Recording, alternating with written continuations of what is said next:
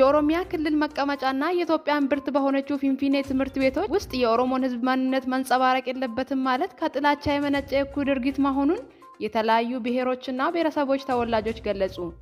በፊንፊኔ ትምህርት ቤት ውስጥ ሰሞኑን ሁከት እያስነሳ ያለው የፋኖ የከተማ ክንፍ በተማሪዎችና በመምህራን ላይ ጉዳት መድረሱ ተናግረዋል።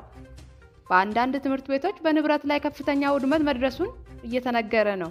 በወለጋ ለበርካታ ንጹሃን ዜጎች ሞትና መፈናቀል ንብረት ማውደም ምክንያት የሆነው ፋኖ የከተማ ክንፉን ከአክራሪ የአማራ ቡድኖች ጋር በመጣመር በፊንፊኔ ብጥብጥ ለማስነሳት ጥረት እያደረገ ይገኛል። ወለጋ ርስታችን ነው በማለት የኦሮሚያ ወሰን ተሻግሮ የኦሮሞ ህዝብ ላይ የከፈቱትን ጥቃት ወደ ፊንፊኔ በማስፋፋት በአፋን ኦሮሞ መዘመር አይቻልም፣ የኦሮሞ ማንነት መንጸባረቅ የለበትም በማለት ሁከት እየፈጠሩና ንብረት እያወደሙ ነው ተብሏል።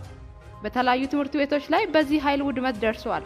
በአፋን ኦሮሞ ሲሳዘምሩ በነበሩት ተማሪዎች ላይ ጉዳት ማድረሱ ተማሪዎች ቆስለዋል።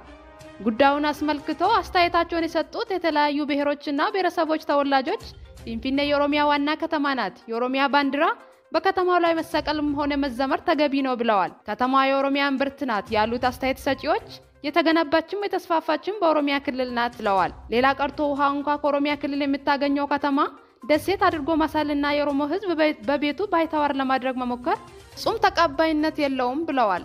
የሰሞኑ ሁከት የኢትዮጵያ ብሔሮችና ብሔረሰቦች የማይመለከት መሆኑን ገልጾ የፋኖ ግብረ አበርት በከተማ ሁከት ለማስነሳት የተጠቀሙት ስልት እንደሆነ ተናግረዋል። ተማሪዎቹ ተረጋግተው ትምህርታቸው ላይ እንዲያተኩሩ የገለጹት አስተያየት ሰጪዎቹ የፖለቲካ መጠቀማ ከመሆን እንዲታቀቡ መክረዋል።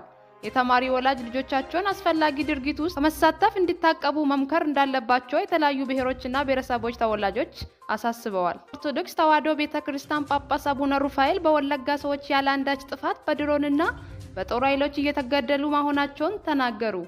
በምዕራብ ኦሮሚያ ጊምቢ፣ ደምቢዶሎ፣ እናንጎ፣ ዩብዶ፣ ጉሊሶን ጨምሮ ብዙ ቦታዎች ሄጄ አይቻለሁ።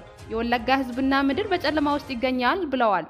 አቡነ ሩፋኤል በነጆ ከተማ ሃይማኖታዊ ትምህርታቸውን ሲሰጡ በነበረበት ወቅት ለዚህ ህዝብ ፈጣሪ ይፍረድ ሲሉ እንባ እየተናነቃቸው ተናግረዋል።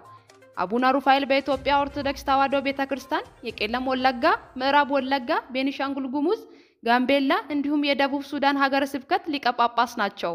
በቅርብ በምዕራብ ኦሮሚያ በነጆ ከተማ ሃይማኖታዊ ትምህርት ሲሰጡ የወለጋ ህዝብና ምድር በጨለማ ውስጥ መሆናቸውን ተናግረዋል። እንደ ደምቢዶሎ፣ ጊምቢ፣ እናንጎ፣ ዩብዶ፣ ጉሊሶን ጨምሮ በብዙ የምዕራብ ኦሮሚያ አካባቢዎች ሄጄ ሰዎች ያለ ምንም ጥፋት በድሮንና በጦር ኃይሎች እየተገደሉ መሆናቸውን በአይኔ አይቻለሁ ሲሉ አክለዋል። በነጆ ሃይማኖታዊ ትምህርቶችን ሲሰጡ ይህንን እውነታ የተናገሩት አቡነ ሩፋኤል እግዚአብሔር ለህዝብ ይፍረድ ሲሉ እንባ እየተናነቃቸው ሲናገሩ ተደምጠዋል። አቡነ ሩፋኤል ከ3 ዓመት በፊት መንግስት በምዕራብ ኦሮሚያ ወታደሮችን መሰማራቱ ከባድ ወንጀል እንደሆነ ሲገልጹም ነበር።